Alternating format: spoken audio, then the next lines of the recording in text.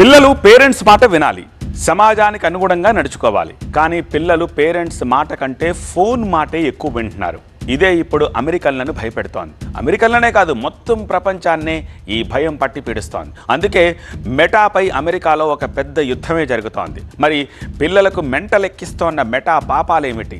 America రాష్ట్రాల్లో మెటాపై పెట్టిన కేసులేమిటి?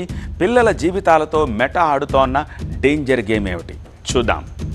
పొగ తాగితే ఆరోగ్యానికి ఎంత ప్రమాదమో మెటా సృష్టించిన మాయా బజార్లోకి పిల్లలు ఎంటర్ అయితే అంతకు మించి డేంజర్ అంటున్నారు అమెరికన్లు. ఇంతకీ మెటా ఏం చేస్తుందో తెలుసా? చూద్దాం. పిల్లల interest, screen time, reaction time వీటన్నిటినీ గమనించి కంటెంట్ క్రియేట్ చేయడం మొదలెట్టింది.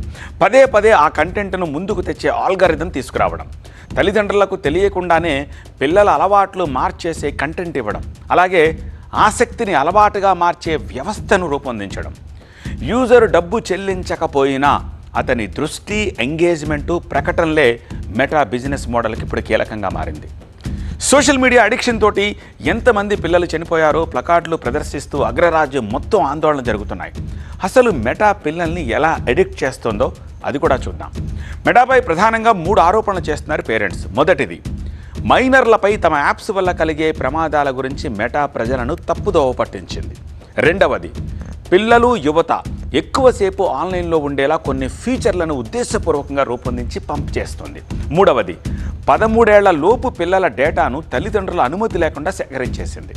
ఫేస్బుక్, ఇన్స్టాగ్రామ్ వీటన్నిటిలోనూ ఎక్కువసేపు ఉండేలా కొన్ని ఫీచర్లను ఉద్దేశపూర్వకంగా రూపొందించాయి అంటున్నారు పేరెంట్స్. ఇక ఉద్యోగుల అంతర్గత ఈమెయిల్స్, చాట్స్లో మెటా కన్నింగ్ ప్లాన్స్ ఏంటో బయటపడ్డాయి. యాప్ అడిక్షన్, వదిలేయాలనుకున్నా వదలలేకపోవడం, ఇన్స్టాగ్రామ్ మంచిది కాదని తెలిసినా కొనసాగించడం, ఏదైనా మిస్ అయిపోతామనే భయం, నిద్ర లేకపోవడం ఇలాంటి కామన్ పాయింట్స్ని తన పరిశోధనలో గుర్తించింది మెటా. చిన్న వయసులోనే అలవాటు చేస్తే లాంగ్ టైం యూజర్గా మారతారన్నది మెటా లెక్క. అలా ప్రస్తుతం 25% మంది పిల్లలు ఇలా అడిక్ట్ అయిపోయినట్టుగా గుర్తించారు. ఇప్పుడు అమెరికన్ పేరెంట్స్ ప్రధానంగా 5 డిమాండ్స్ వినిపిస్తున్నారు. లైకుల్ని తీసేయాలి, నిరంతరం స్క్రోల్స్ని ఆపేయాలి, ఆటో ప్లేని నిలిపేయాలి, తల్లిదండ్రుల ధృవీకరణ విధానం తీసుకోవాలి, పిల్లలకు మల్టిపుల్ అకౌంట్స్ ఉండకుండా నియంత్రించాలి. ఈ డిమాండ్స్ను మెటా ముందుకు తీసుకొస్తున్నారు. మెటా కేసును 1990 నాటి టొబాకో కంపెనీలపై జరిగిన న్యాయ పోరాటంతో పోలుస్తున్నారు అమెరికన్లు. టొబాకో ఉత్పత్తులతో ఆరోగ్యానికి కలిగే నష్టాల్ని తక్కువ చేసి చూపించడంతో ఆనాడు భారీ ఉద్యమం జరిగింది. ఇప్పుడు పిల్లలపై సోషల్ మీడియా చూపిస్తోన్న నష్టాలపై యుద్ధం చేస్తున్నారు parents. So meta is injurious to children. ఇది ఒక అమెరికా సమస్య కాదు, ప్రపంచ సమస్య.